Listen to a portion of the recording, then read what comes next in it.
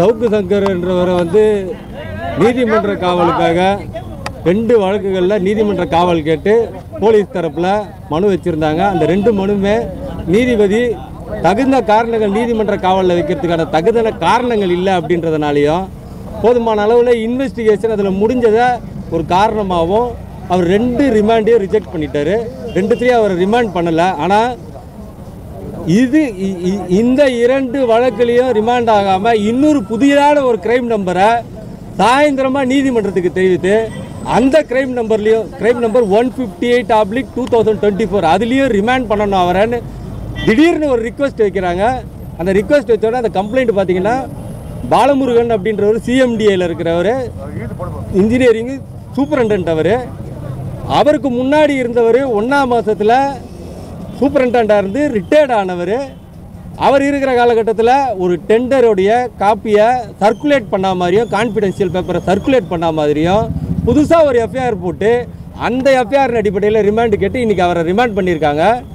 இது சம்மந்தமாக நீதிமன்றத்தில் முறையாக அணுகி அதில் பிணைக்காக நாங்கள் பிணை ஆவணம் தாக்கல் பண்ணியிருக்கோம். அந்த பிணை ஆவணத்தின் மேலே அவர் நோட்டீஸ் போட்டிருக்காரு, அதை கன்சிடர் பண்ணுறேன் அப்படின்னு சொல்லியிருக்காரு. அதில் இன்வெஸ்டிகேஷனுக்கு மற்றபடி 2 குற்ற எண்கள் இந்த ஒரு குற்ற எண் பதிவு பண்ணாமல் இருந்திருந்தால் சவுக்கு சங்கரை நீதிமன்ற காவலில் எடுத்திருக்க மாட்டாங்க. மேலும் இந்த 158/24 சவுக்கு சங்கரை விசாரித்து கேட்குறாங்க. உங்களோட காயங்கள் பற்றி அதோட தன்மைகள் பற்றி அது எப்படி ஏற்பட்டது எல்லாமே எழுதியிருக்காங்க.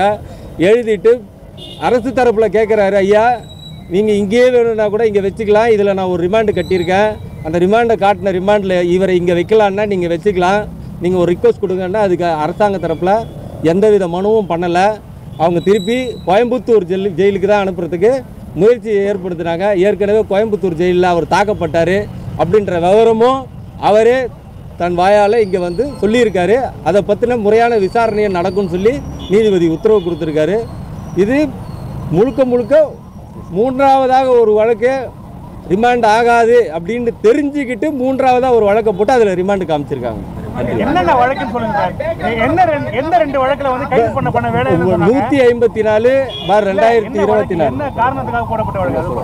அது வீரலட்சுமின்றவங்க அந்த வெப்சைட்டில் சவுக்கு சங்கரோட யூடியூப்பில் இந்த மாதிரி பார்க்கும் பொழுது அதில் பெண்களை கொச்சைப்படுத்துகிற மாதிரி ஒரு வாசகங்கள்லாம் அவங்க கேட்ட மாதிரியும் அதனால் தனக்கு எரிச்சல் ஏற்பட்டதுன்னும் அதன் அடிப்படையில் பெண்களை பற்றி பெண்கள் சமுதாயத்தை பற்றியும் பேசினதுனால அதன் சம்பந்தமாக புகார் கொடுத்த அந்த புகாரில் நீதிமன்ற காவல் நிராகரிக்கப்பட்டிருக்கு. இன்னும் 155/2024 அது 2018 சந்தியா ரவிக்குமார்னு ஒருத்தர் கொடுத்த புகாரில் அவர் மும்பையை சார்ந்தவர். அவர் கொடுத்த புகாரில் 2018 இவ்வளோ நாள் கழித்து 2024 கோயம்புத்தூர் இன்சிடெண்ட் எஃப்ஐஆர் முடிஞ்ச பிறகு இதை இமெயில் மூலமா வாங்கி ஒரு விசாரணை நடத்துகிற மாதிரி அதில் ஒரு முகல் தகவல் அறிக்கையை பதிவு பண்ணாங்க. அதையும் ஐயா கன்சிடர் பண்ணலை.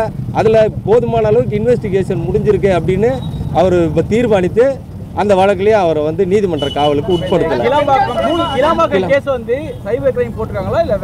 கிளாம்பாக்கம் போலீஸ் சைபர் கிரைம் தான் போட்டிருக்காங்க. கிளாம்பாக்கம் இன்னைக்கு காலையில் தான் இதுக்கான கைதுக்கான ஃபார்மல் அரெஸ்ட்டுக்கான ஒரு நகலை கொடுத்துருக்காங்க. அந்த நகல்லையும் அவருக்கு அவ்வளோ பெரிய காயம் இருக்குது. அந்த காயத்தை பற்றி அந்த விளக்கமும் சொல்லலை. அதே மாதிரி ரிமாண்ட் ரிப்போர்ட்டில் அவருக்கு இன்டிமேஷன் கொடுக்குறாங்க, அரெஸ்ட் இன்டிமேஷன். அந்த அரெஸ்ட் இன்டிமேஷனில் நிறைய காலங்கள் ஃபில் பண்ணலை அப்படின்றதும் ஒரு விவரங்களையும் அறிவுறுத்தி போலீஸுக்கு அறிவுறுத்தி அனுப்புனார். இந்த மாதிரி ஏன் ஃபில்லப் பண்ணலன்றதையும் கேள்வியும் கேட்டார். அதுக்கு போலீஸாரும் தகுந்த பதில்கள் சொன்னாங்க. அதுலேயே அவர் திருப்தி அடையலை.